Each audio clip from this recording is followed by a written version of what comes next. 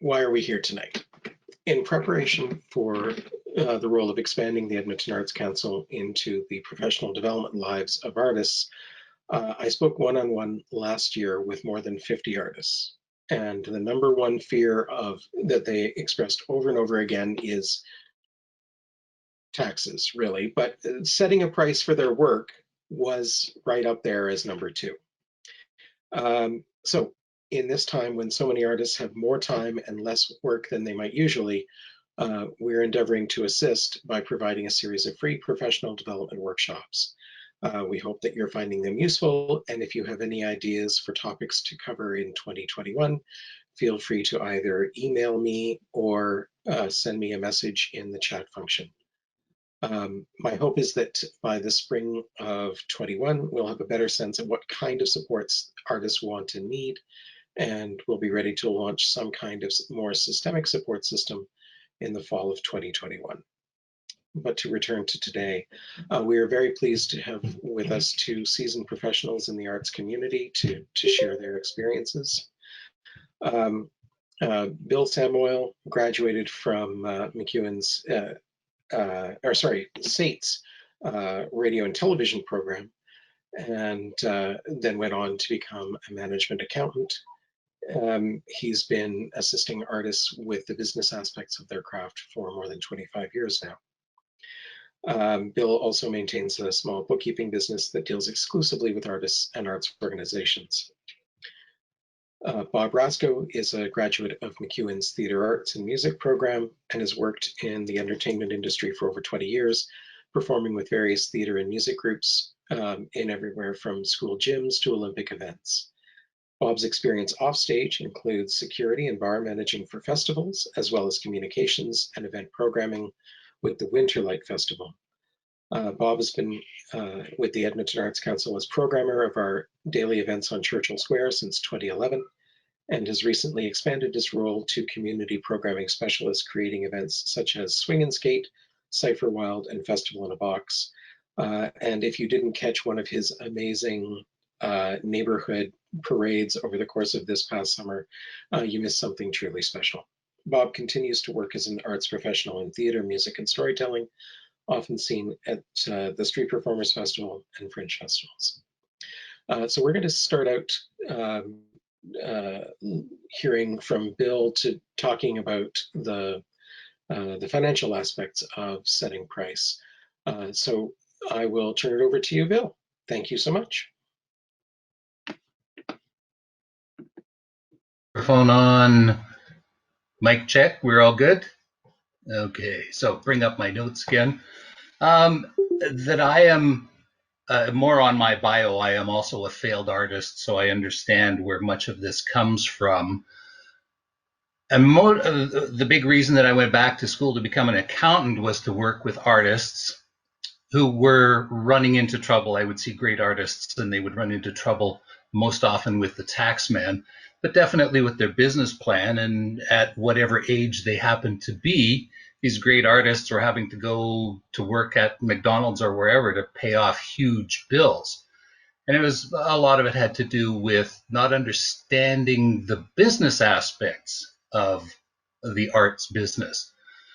So this, David asked me to prepare a kind of a two-part presentation, how much and how to make it a business. So to answer the impatient, the minimum price you're going to charge for your art is $2,500 per month, plus tax. And arriving at your price should help you understand how to make your art a business.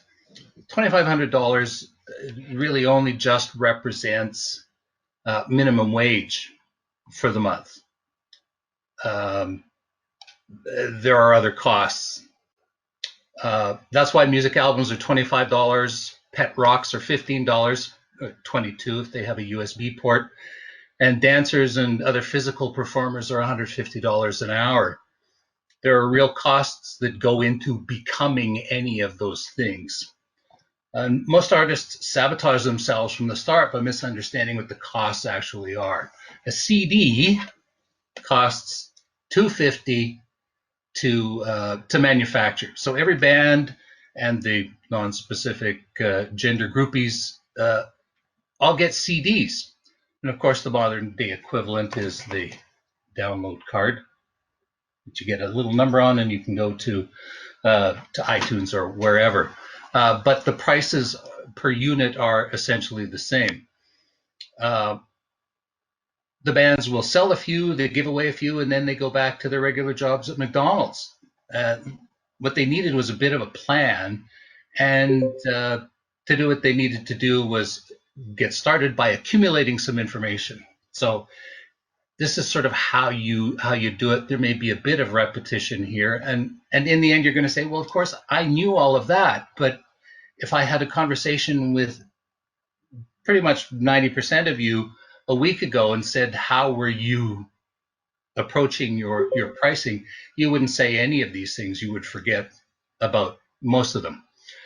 But in order to do an album, you need a recording space. Either pay rent for a separate studio or designate a room in your apartment.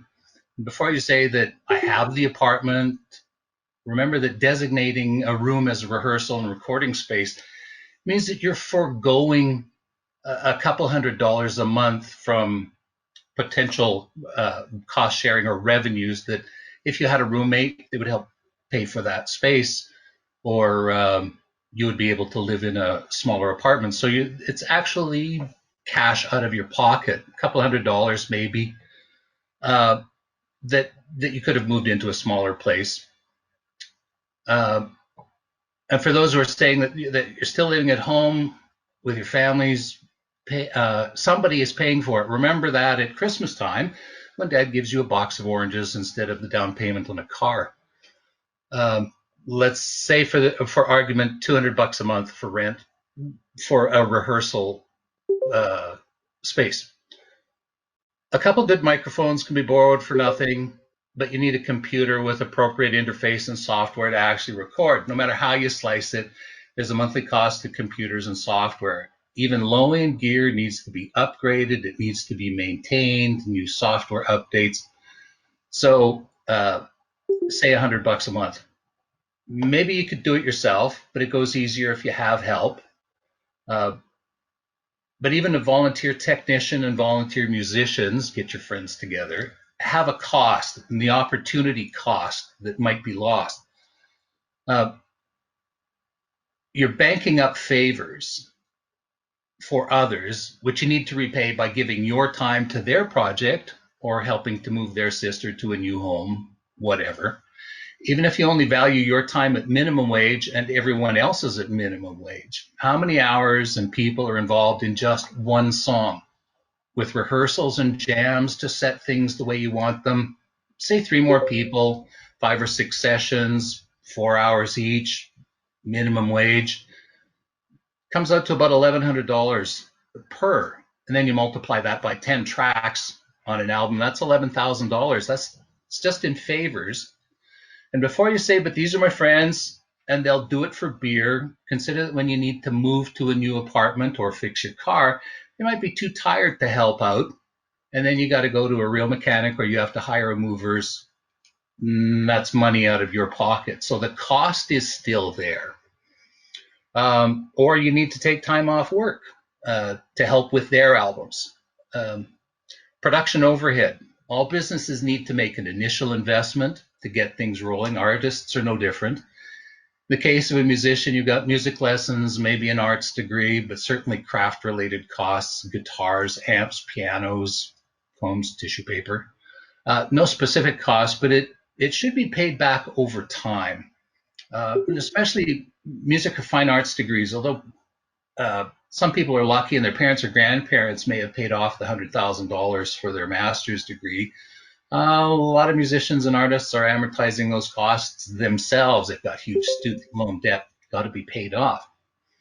So we bring ourselves to today after 6 months of production, say, having just received your courier shipment of 500 CDs, for which you are now on the hook for. $1,250 for a short run of CDs. And going back through the cost, $500 for a computer over the last 6 months or so. $1,100 or $11,000 for rehearsals and recording favors, In the film industry, it's called deferreds. And if you start selling CDs, you really do have to pay these people again. And then $15,000 for minimum wage living expenses for 6 months. You might think you're worth more or not, but that's minimum wage. You've got to start somewhere. So the total to right now, as you receive your boxes from the courier, is $27,750. That makes your first run of CDs worth $55 each. And that's not profitable if you sell them at that, and you know that you're not going to. So the problem is thinking, well, it's my calling card. I'll use it to get business. And that's actually an excellent attitude. But the costs aren't over there when you receive that. Now there's the ongoing costs that you need to plan for. You need a website. You need a hosting and software, and that's going to be $25 a month to $100, depending on what kind of a deal you can get. Plus, you have to spend time to update it. You have to have some kind of PR and marketing. If you want, you can mail the CDs or the download cards to people across Canada, the 25 major music markets in the country. So, it's another couple $100 for postage. But that's after 2 or 3 weeks of finding out who all the music directors are at all the radio stations that you want to send stuff to. Say you get a festival or 5, and I know this is all about an album in the music industry, but many of these costs, you'll understand, relate to just about any kind of an arts endeavor. But say you get a festival or a few, now you've got road trips, even within Canada, and within a couple days drive, it's still going to cost you to take 3 friends with you to play, and 2-day road trips pretty much anywhere outside of Edmonton or outside of Calgary. And so you're looking at $1,000 to $2,000 per road trip. Regardless of what they say, they will pay you. You'll get something, but probably not enough to cover it. You need to start selling your swag. So you need to bring along another person to help with that. All the while you need to eat and pay rent and continue the marketing until you start getting offers for television appearances. Now, I don't mean to be discouraging, and it can all be done, but it helps by tempering your enthusiasm at the beginning and always spending a little bit of your energy on the business aspects of the arts business. Canada's Employment Insurance Commission offers advice to job seekers that when you have a job, you work at it 8 hours a day, 5 days a week. So when you're looking for a full-time job, you should be putting in a full-time effort. And if what you want to be is a full-time artist, you need to be putting in full-time hours trying to make that a reality. Not just with creating the art itself, but in attending to the arts business. Now, with visual arts, the cost associated with any visual and craft art is similar. I'll go through those fairly quickly, I hope. And the cost, not just what you see in front of you. Be a clever person, you're efficient, you make art. Okay, so we got stick dolls. Doesn't cost a lot, 15 cents per stick, a 1/15 of a cent for ink. So let's say I make 20 of them from a pole and plan to sell them on the street or the farmer's market or eBay, or the actual cost and the price is much higher than that 15 cents a stick. It's not meant to belittle painters and craft artists when I do that, but to demonstrate that a cost-efficient production model is still not going to get you a house in Grandview Heights or in Mount Royal, depending which city you live in. Even a 600% to 700% markup on these Kewpie dolls is still only going to be $20 on a cost of 15 cents each. And you can forgo distant past costs of your education and even the saw and the woodworking tools if you want. But still, you've got, if you start to accumulate the costs, you've got $500 a month or so to rent a garage and to make and store the items. You can't really do this in your apartment living room. You still need your $2,500 a month for your own minimum wage existence. $150 a month for computer and website and for those kinds of marketing things. As you start to market, you may get into Facebook ads and that kind of stuff. So you're looking at $100 to $500 a month for that. But also, now that you've got stuff to carry around, you need a vehicle, and that's $400 a month, no matter how you cut it. Whether it's an old beater that needs repairs every month or two, the monthly cost of loans for a new car and insurance and tires is still also $400 a month. So you're looking at and then to help you market or to sell these, you need to spend $500 to $1,000 for a table at conferences or trade show booths, and on top of that, the cost of manufacturing itself, which even if your monthly costs are $4,500 a month, as previously noted, you'd still need to sell more than 4,500 stick dolls because the cost of the wood itself would be about $700. And then on top of the dollar for a stick doll to cover the costs, you need to add enough to pay for your taxes. This may all seem overwhelming for an artist, but remember, while a 6-inch piece of wood or a $35 canvas is just one element of a piece of the art, the artist is also one element in the arts business. And I know salesmen who would be happy to sell stick dolls for me, but they'd also want a big chunk of change to do it. So there is a negotiation to be made. Now you're back into the business aspect of it. And another quick example is for physical performers. Personal performers, dancers, and actors also have the same basic costs and needs. So you're still looking at $4,000 a month in costs just to market and to live.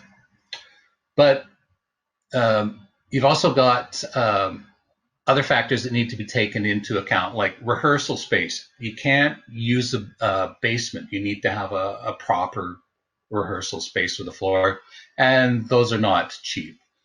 And health maintenance costs for a physical performer is different from a regular person. Dancers pull muscles, and when your livelihood is at stake, a yoga instructor just doesn't cut it. So performers also have limits to what they can do and how often. Opera singers can only sing every second day without damaging their voices. Dancers can only perform so many minutes a week before their bodies wear out. And so you need to make, after you've trained, you need to make your money within a few years because, well, there aren't very many old dancers. So that's the costs that go into the art. So how do I go about making art a business? Well, the first is to understand the difference between a hobby and an arts business, and to understand that the artist is only one element of the business. It's like the processing chip is only one part of the computer. Lots of parts are needed to make it all come together and work. And planning helps a lot. Knowing those costs should make it clear that lead time is important. If you know now the festival circuit is booking musicians in January for the summer months, you need to think ahead. You're too late now if you're getting your CD delivered to you. You need to be looking ahead to the following year, and that's not a bad thing. It gives you time to do a little bit of marketing and to get out there.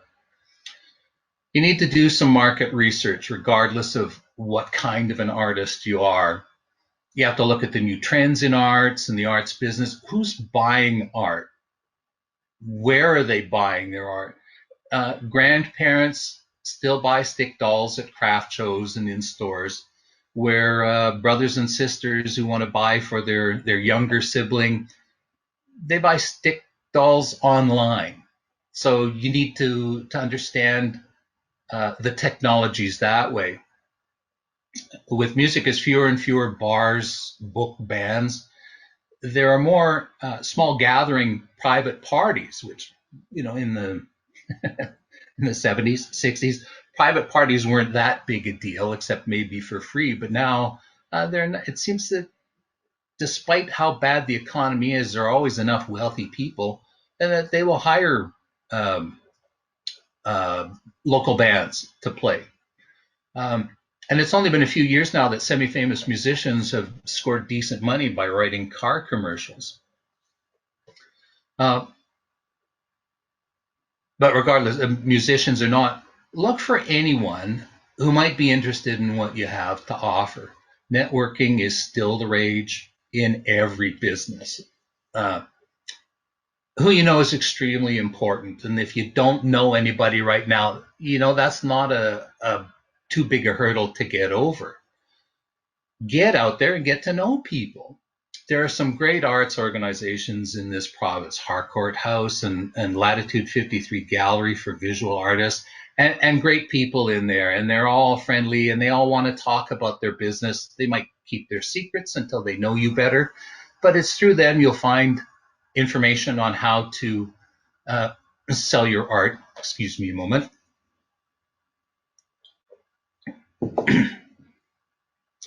Um, Other industries, Quick Draw and CSIF in Calgary, Alberta Music Industry Associations. Um,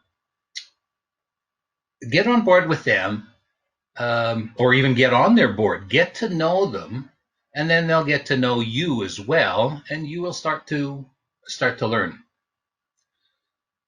After that, there are, as in all businesses, there are regular partnerships that can be had. You often see synergies between an artist and doing a private showing in a department store, say. But there are salesmen or that you can partnership with.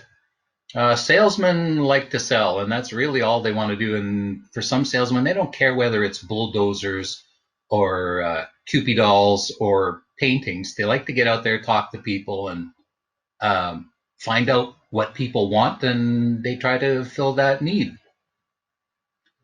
They have ancillary contacts as well. Don't be intimidated by all the people being shown in the art galleries on 17th Avenue or on 124th Street. Go in, introduce yourself, tell them you have some works to show them. They may not know you now, and you might get a cold reception at first, but eventually you'll pester them and they'll get to know you. They too have their stable of artists, but artists fall in and out of favor, so you need to be there to fill in when they are looking for somebody new. There's also an added value of always being seen, is that you will be, if nobody knows who you are, start to make a pest of yourself and they're going to know who you are. Artists who get out there and hustle, that get in the face into the marketplace, have their own value. Get into the news, into the community. When you go back to that gallery, they know more about you. And they know that you are out there working hard to market your stuff, and that you are doing your part to sell your art, and they will definitely do their part to sell your art because they want to make a buck. But you get known, and people will want to have a piece of you. And you could be a talentless hack. There are people on American television who make millions of dollars that have no particular talent except for their marketing ability. And that's enough to make several $100 million a year. So, in conclusion, remember, art is only part of the arts business. You are an important ingredient in your art, so you have to get out there, and that it really is a full-time job. And with that, I will turn it over to others. Thanks, David. Thank you so much, Bill. Very much appreciated. All right. So if Bob Rasko is still standing by, I will turn it over to him to provide his perspective. Over to you, Bob. Thanks. Hello, everyone, and thanks for joining us to listen to a little bit of information on how to charge or what to charge. A little bit about myself. I started out as a performing artist. Actually, firstly, as a performer, I'm actually it's really hard for me to talk about money. I'm not very good at negotiating money. I grew up, and in my house, it was kind of a rule that we don't talk about money. You don't ask other people what they earn. And as far as doing my art, I've always kind of felt in my heart it feels like something that I just love to do, and so I do really find it challenging to put a price on that and to recognize my own worth as an artist. And I'm sure that there's a lot of people who might feel the same way. I've been very lucky to have been able to work with theaters and who have agreements with Actors Equity, and so the money was always fairly standard.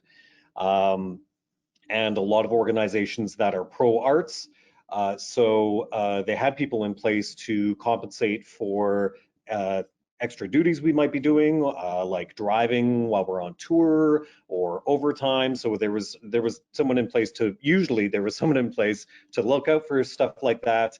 And so I've been very, very lucky.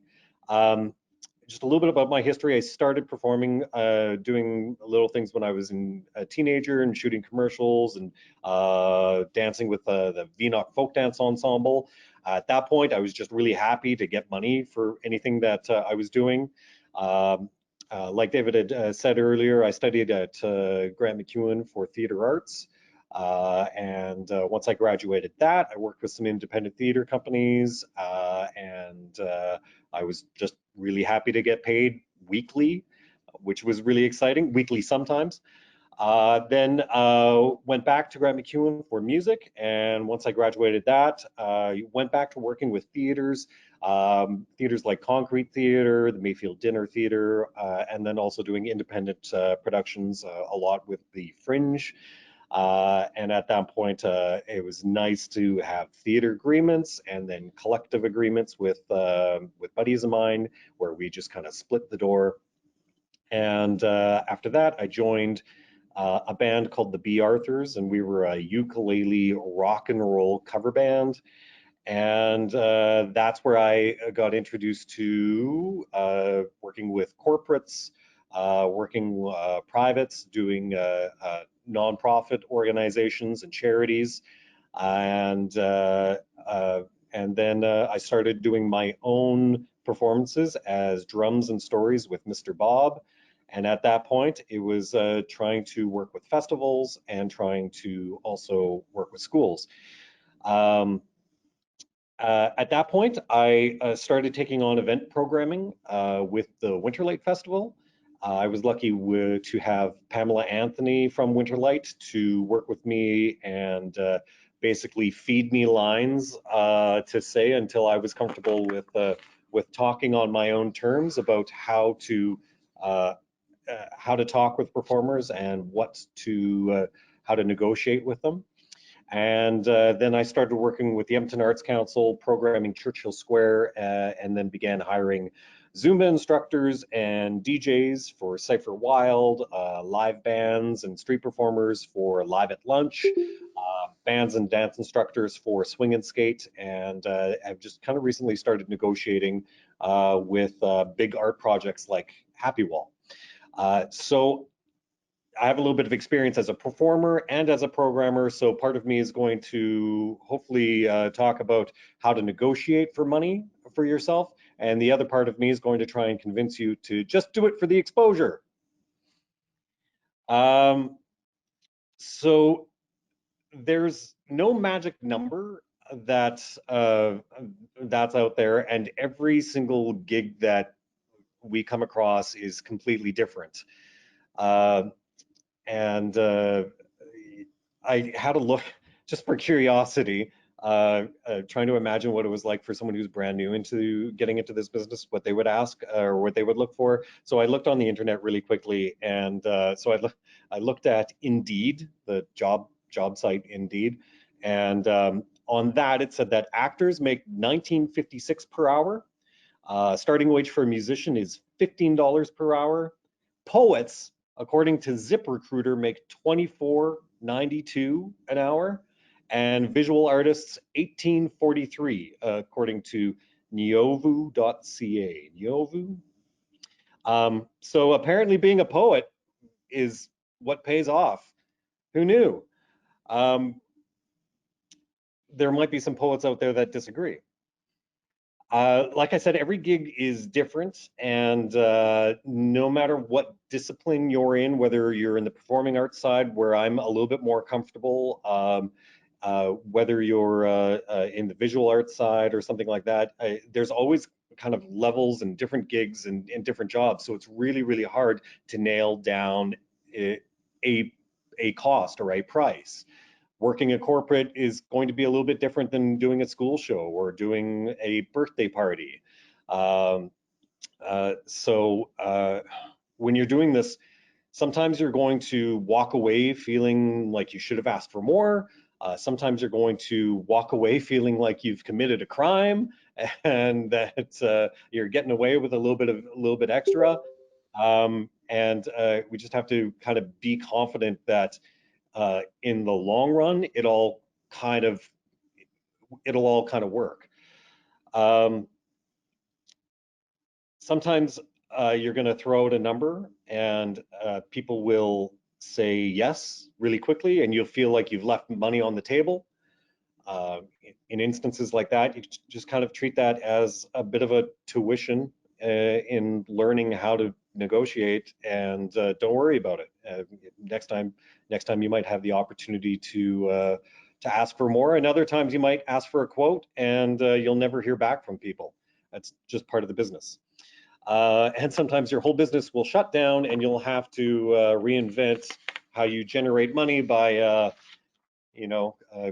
using a medium that you're just learning and trying to figure out how to charge over this. So it's all over the place. I really want to kind of start off by just addressing working for free, because it always happens. It's always going to happen. And so I just kind of want to get rid of this elephant really, really quickly. It's a friend, a family member, charities, you're always going to be asked to provide work for free. Some people are a hard no, and I would say try not to, really try not to, but it all depends, and you're going to have to be the judge on what your threshold is and what you'd like to do. Sometimes personally, I've done free work, especially if it's another educational opportunity. So if I'm a theater actor and I'm getting an opportunity to do some directing or do some writing, then I might do that at a really kind of reduced cost and treat what the rest might have been as, again, like a tuition in learning how to do it on the spot. And sometimes you'll say yes just because it's a cause that you really believe in, and that's fantastic. I would say never offer to work for free if you can't afford it.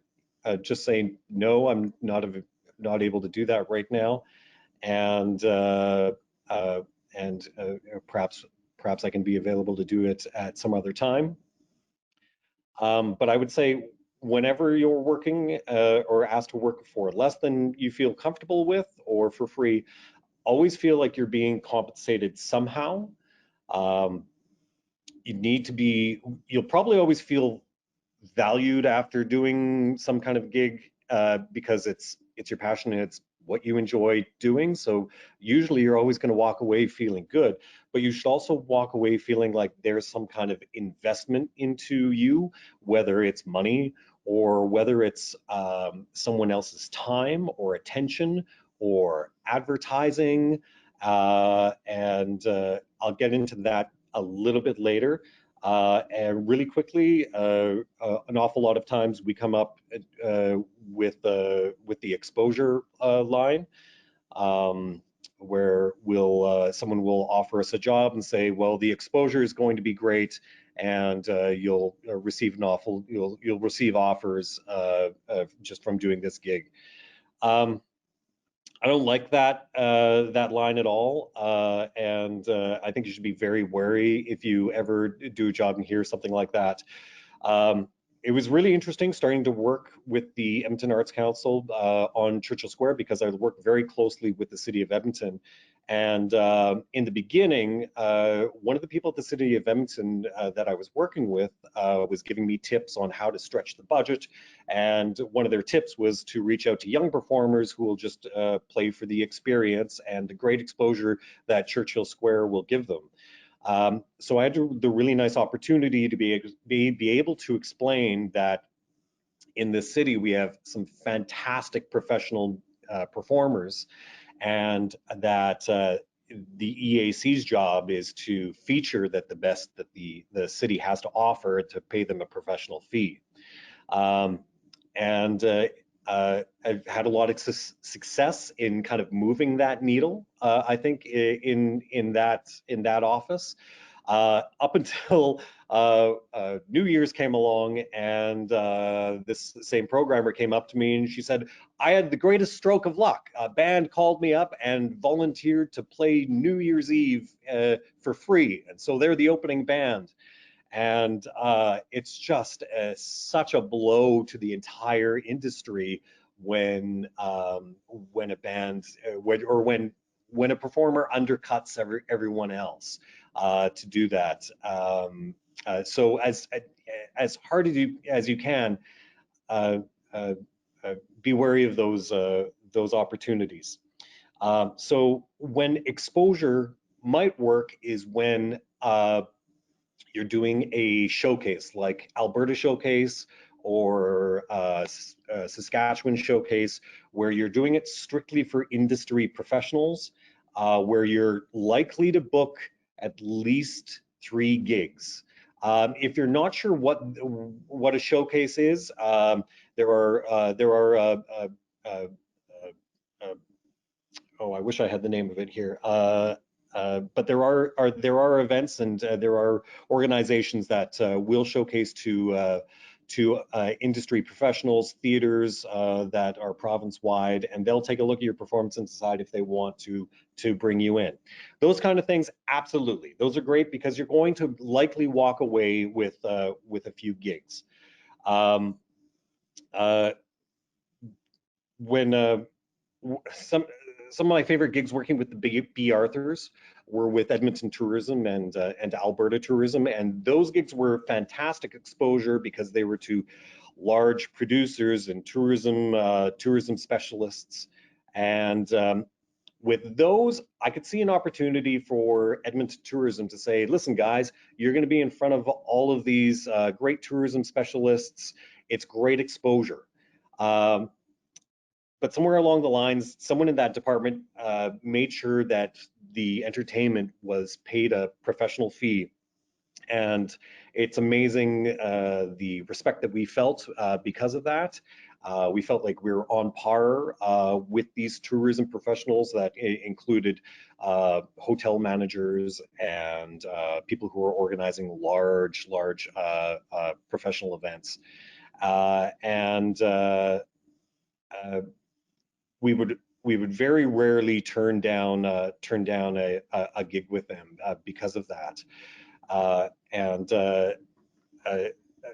It's just like I could see that opportunity that they could put out that line, but they didn't, and that's the way I think all organizations should be, especially private organizations. in the end, we actually had some really neat exposure events with that band that really didn't pan out. We we were doing gigs for people who would come up and they say that they're really good friends with a really high profile LA producer, or we did a gig opening for Howie Mandel. We did a gig with Suzanne Vega sitting in a radio station right next to us, and even with those really high profile people, there was no extra opportunities for us. Suzanne Vega even had an egg shaker in her hand to play along with us, and she just kind of looked really shocked that that we would do that. So the whole exposure thing is kind of a line, and just avoid that altogether. However, if you do get asked to work for free, I've been taking part in something for a couple of years called ArtsVest, which is a mentorship training program designed to teach nonprofits how to find sponsorship dollars. And it's kind of changed my way of thinking about not only seeking out sponsorships for nonprofits and theater organizations, but also in my approach to getting gigs and to negotiating with them. So it's kind of moved my needle from the potential of asking for the most amount of money possible for a gig, and coming away feeling like I've not left money on the table, or that I'm worried that I'm charging too much. But it's helped me kind of think about, well, how do I develop a relationship with this person in order to get more gigs in the future. So as opposed to getting, an extra $100 here and there, I'm looking at, well, how do I get the extra 300 3 or 4 times in the year? I spoke to one of my bandmates, Ryan Parker, who now owns his own photography studio, and he was the one that handled the majority of the business with the B. Arthurs and the negotiating there. And he took a lot of that negotiating practice to his photography business. And his point was to make it a human process. So to move as quickly as possible from an email interaction to speaking personally on the phone with someone. And that approach is also something that came across with ArtsVest and talking about these sponsorships, about creating relationships with potential employers or potential people who are going to hire you for the gig.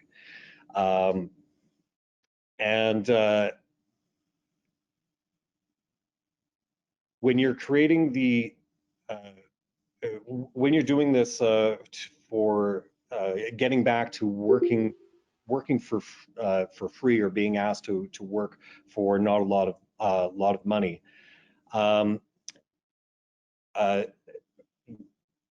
there was one event where we were asked to play, I believe it was called Cornfest, and they asked us to play, but they didn't have any funds. And I was negotiating at that point, and we were available. So I said, okay, that's all right. The Cornfest money was going to the Firefighters Association or something like that. And I said, that's fine. We'll play for free, but could we, instead of just coming out here and playing for nothing, could we sponsor your event? So in the end, at their event, there was these great big signs that said Cornfest, sponsored by Safeway and the B. Arthurs. And even though we didn't really see a whole whole bunch of benefit from that. I don't think we got asked to do any other gigs from that. It was still kind of neat to see this event sponsored by the B. Arthurs. So I guess coming back to working for free, never do it without feeling like you're going to get something out of it. So offer to be a sponsor. Talk to companies about maybe having a link of your webpage or information about upcoming productions. Go through their businesses. Talk to them about maybe if they can't pay you enough for performing at their event, can they buy block ticket purchase for your upcoming independent production? So make it like a 2-for-1. Or getting a charitable donation to help with your taxes that Bill talked about. And the other thing is, getting volunteers for your gigs that you need.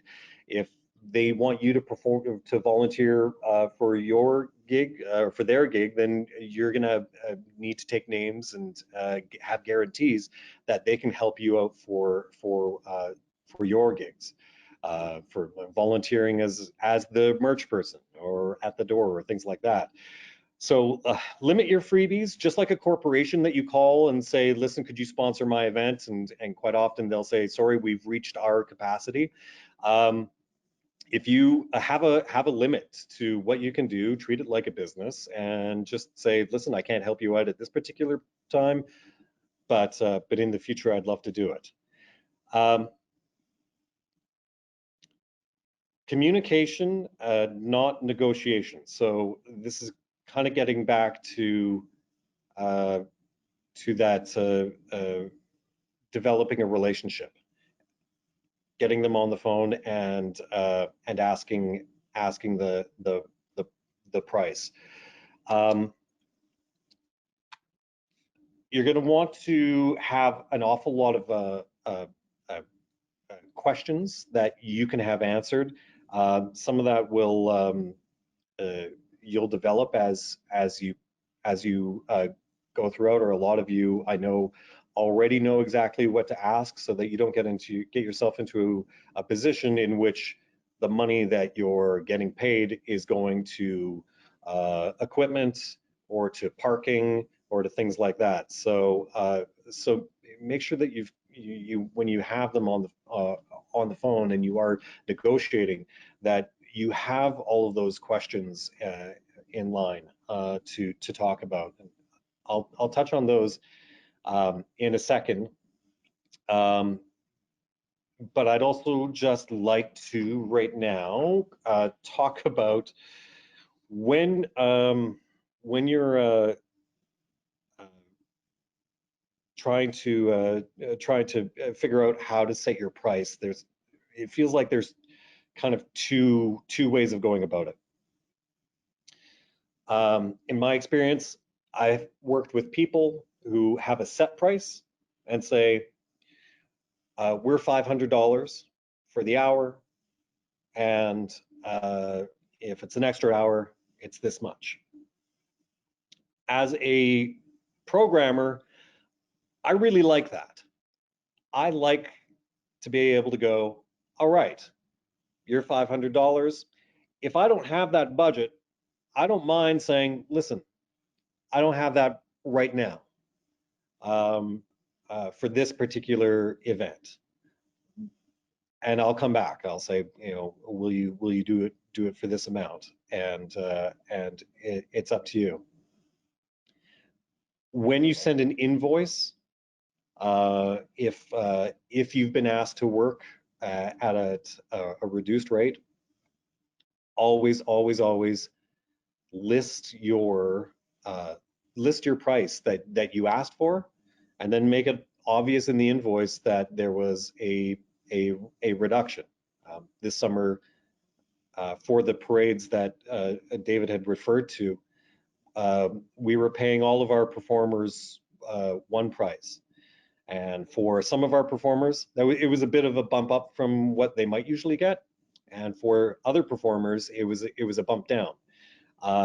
but in hopes of just making sure that there's money going out to as many people as possible in the summer, we just made a flat amount, and everyone was very good about it. However, the people who did have a reduction in their prices, they made sure that I knew that in their invoice they charged 500, and so the price that they did get was a bit of a reduction, and so that sticks with me as a programmer and as a producer. I know that the next time that I ask them to do something, it's going to be at their regular price, and perhaps even a little bump up. And I'm also going to keep in mind that when other programmers are talking to me, that I'm going to have those guys referred first. That's just kind of how it is. So there's the set price people, and then there's the what's in your budget people. Talking with Ryan, he really likes to say, well, what's in your budget? Sometimes, as a performer, when someone calls you up to do a gig and you say, well, what's in your budget? You'll have someone who's really excited that they can offer $150 for a gig that you might charge $600 for. But to them, that's a fantastic amount of money. And then other times, when you ask, well, what's in your budget? You'll get somebody who says, I'm really sorry. Last year we were able to do 4,000. This year we can only offer 3. And so you never know what you're going to get. Like I said earlier, every gig is going to be completely different. And so if you're comfortable being one of those people that can say, well, you know, what are you looking at? What's in your budget? Then that's fantastic. If you're comfortable with just having a set price, then that's fantastic as well. It really will have to be kind of a personal choice for you. One of the things that I would always recommend, though, is always have questions like, is there going to be transportation, parking, if you have to ship equipment? Will equipment be provided? Will there be food there? Will there be water there? How long are you going to need me? Do I have to set up 2 hours before and do a sound check and then wait around for 2 or 3 other groups to perform and then perform? So will this 2-hour gig turn out to be, or will a 30-minute set turn out to be a 6-hour gig? And then start negotiating at that point. So have your list of questions to ask, talk to them, get a really clear idea of what the gig is, what the expectation is, and be comfortable with the amount of money that you're asking for. And I would say if there is a range that you would go, I do this job from, I'd feel comfortable from 300 to 600. Always start with the 6. Always start high. Why not? You never know what they're going to say, and if they shy away, say, oh, well, I'm always open to negotiating a little bit. What were you thinking? And move from there. The whole process is really kind of a lot of trial and error. You're going to mess up. Sometimes you're going to feel like you left money on the table, and sometimes you're going to feel like you might have asked too much and lost a gig. If you are completely totally not knowing at all what to charge for a gig, it's maybe a festival that you've never encountered, it's people that you've never worked with, do your homework. talk to people who've other performers who performed with them, ask them what their experience was, and politely say, well, do you mind if I ask how much they offered? Was there room for this? You were negotiating. Did you ask for billing? Did there's get creative with it. Ask teachers that you've worked with, professors.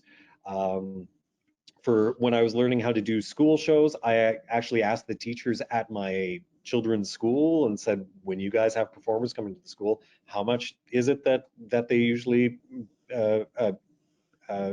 get paid? Also, do homework on the internet. Check out professional associations like Equity, ACTRA, the Musicians Union, CARFAC for visual artists, Professional Writers Association.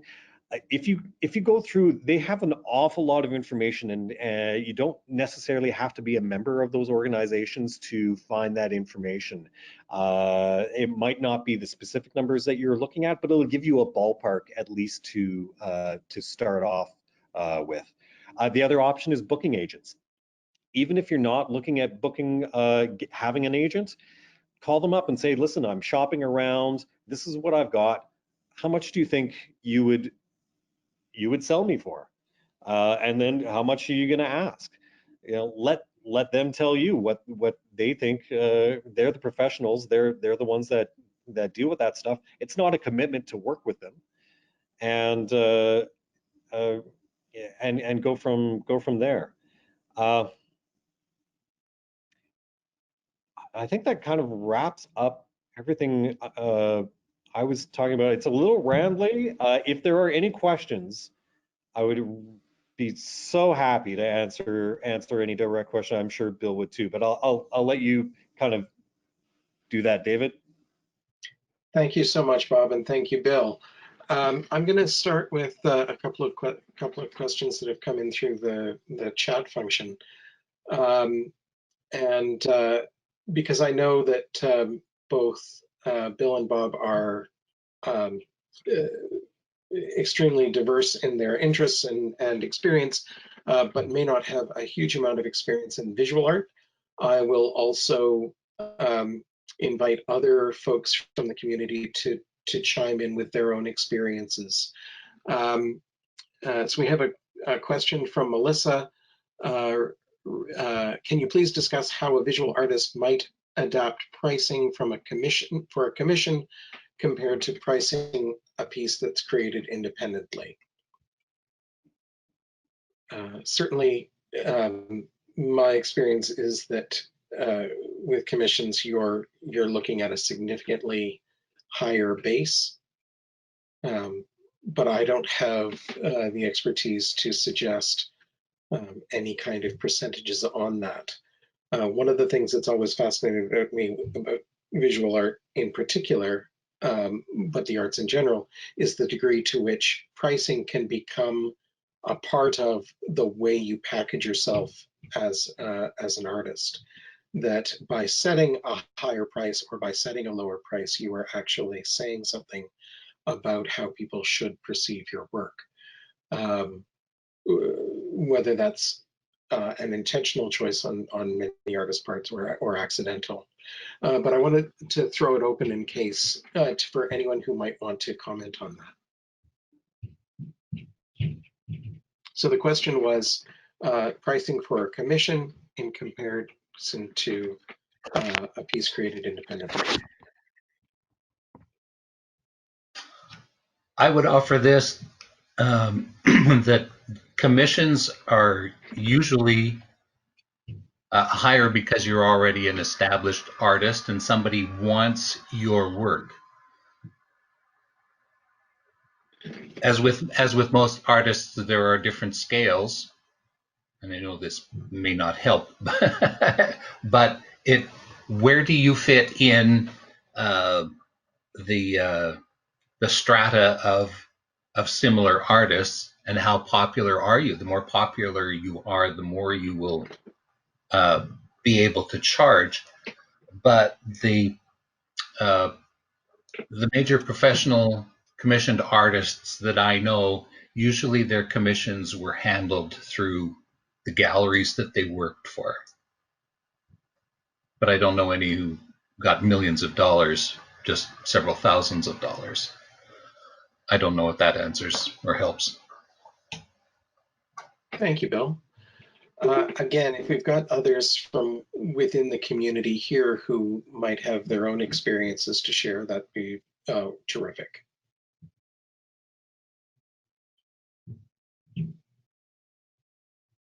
Okay. Then we also had a question that came in about, and correct me if I'm misstating the question. If I'm pricing out a commission and have vendors involved in manufacturing the product, should I add a premium? Sorry. Should I add a premium to the costs and similar to how a construction contractor handles subtrades and materials? Yes, that's all part of the reality. If you don't add in your part, it will not be factored into the end price. The person who is handling your materials for you is going to be adding in their own percentage commission for handling, but they are concerning themselves primarily with production and won't necessarily look at yours. So you need to be upfront about what your percentage or your royalty should be. Okay. Corin asks what a reasonable fee is as a percentage of the overall budget for public artwork. We haven't covered public art in particular, and certainly my experience in talking with the public art department at the EAC is that artists are vastly more likely to underpay themselves for their work, underestimating the number of hours that it's going to take to complete a major project. So here, because you're not dealing with a huge amount of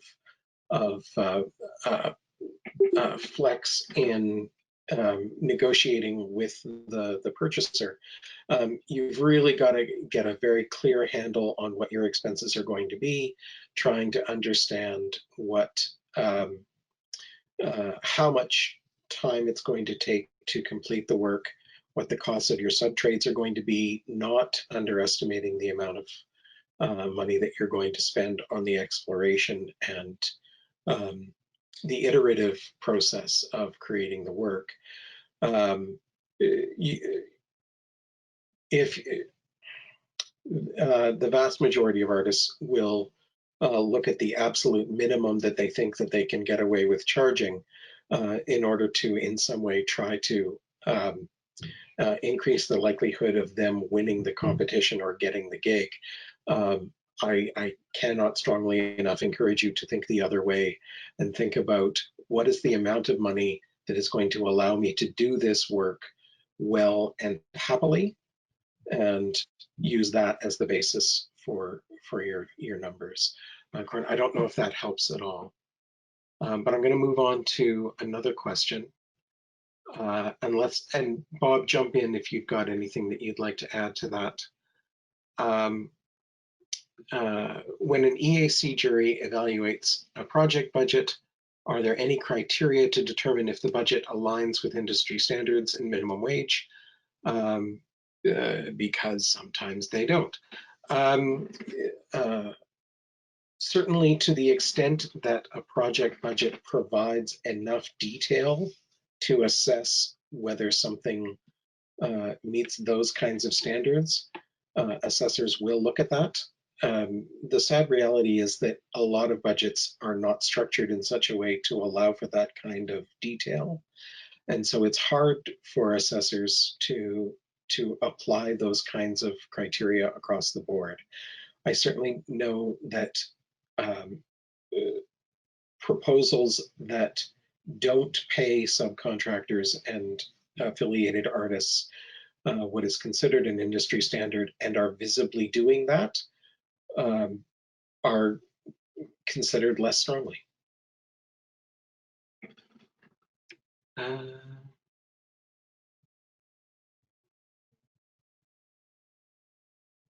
Sorry, I'm just reading Sandra's comment about the challenge of pricing themselves, pricing the artwork in a way to present themselves in the way they wish to be seen.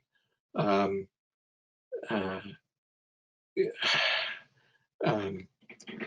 the advice I have is to look at the amount of time you actually spend doing your work, look at the actual costs of the materials, and Bill went into some of the ancillary things like studio costs on top of materials and all of the additional secondary work that you do just for the business of being an independent artist. That is either doing your taxes or running around to galleries or all of those things, and look at the aggregate cost of doing all of that, and then pay yourself through pricing your work at a rate that's going to make you comfortable and feel like you are valuing yourself as a professional. And then make peace with the fact that you're not going to make every sale because of that. Some people are just after a bargain and are going to go after low cost. Unless you want to go after that, and most visual artists don't, I encourage you to not think that way. Yeah, I agree. It's I think sometimes we really do have to sit down and take out a pencil and like Bill was saying, work 8 hours a day. So devote some of that time to logging the time that you're taking, not only to when you're sitting down and creating the work, but the time that it's that you're taking going out to purchase supplies and everything around that. It's a different mindset to get into that, but it becomes then a lot more about the nuts and bolts of what it is to work, and than it is about how you feel about yourself. Charging people about how you feel about yourself is yeah, it's hard. It's how do you attach a price to that? You can't, because sometimes you feel great and sometimes you don't. Sometimes you like what you're doing and sometimes you wish you were doing better. But if you get those nuts and bolts prices down, it gives you at least a place to start from, and then you look at that number and go, okay, well now I'd like that, and I'd like a piece of cake on top of that, and a coffee, and go from there. Bert has asked a fascinating question. Once you've quoted a price for your service, do you have to bill at that quote? And is it unethical to charge more? Should there be a cost overrun? So I would say it's not unethical to charge more than what you initially quoted, but I would certainly only do so as part of a conversation. I wouldn't start with an invoice that's $200 higher or $4,000 higher than what you had agreed on and expect that to just fly. It would have to, it would, in my world, start with a conversation about, this is what happened when the tree landed on our truck, or this is why I had to recreate 3 of the works that I was going to sell you. And then test the waters on an increase from an agreed upon price. Bill, Bob, I don't know if you have anything to add to that. I was just agreeing with what you say. It's, communication is the important thing. As soon as you know what you know, start the conversation. But as with all business, you may be stuck, for a variety of reasons that have nothing to do with the value that your customer puts on your work. They just may not have the money. If we're talking a $10,000 mural or are we talking about a $400 over the sofa painting? Yeah, and yeah, I agree. I think that's why that communication is better than negotiation. You know, when you're talking about the contract at the beginning, if you can nail down all the expectations, and sometimes you only get this through experience, but if you can nail down all those expectations at the beginning, then when you're in the middle of a performance or a gig, and all of a sudden they say, "Hey man, uh, our MC bailed. Can you MC the event and play it?" And uh, uh, you know, right? So then at that point you can go, "Okay, but we talked about, you know, doing this, this, and this. So if I'm MCing, can I add a little money to that? What was your guy going to make for MCing? Can I get that?" And but absolutely, the more prepared you are ahead of time, when those things happen in the moment, it lets you say, okay, well that's another tagline, and how do we deal this? How do we look at this? In fact, Bert, I think you were in a parade this summer where you took over duties and that you weren't expecting to do, and I believe I sent you a little checkie for doing that, but I knew that you could do it, and I was happy that you did it, and you should get paid for it. Will it happen always at the end? Like I wouldn't send him money, an invoice, a surprise invoice. Always have that conversation, because once you've had that conversation, you can bill that extra duty and just say, yeah, this was a freebie, and catch you next time.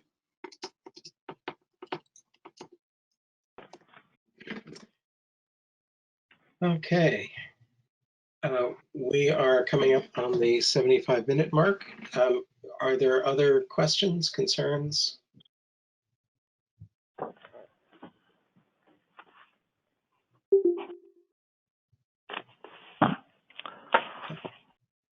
Go ahead.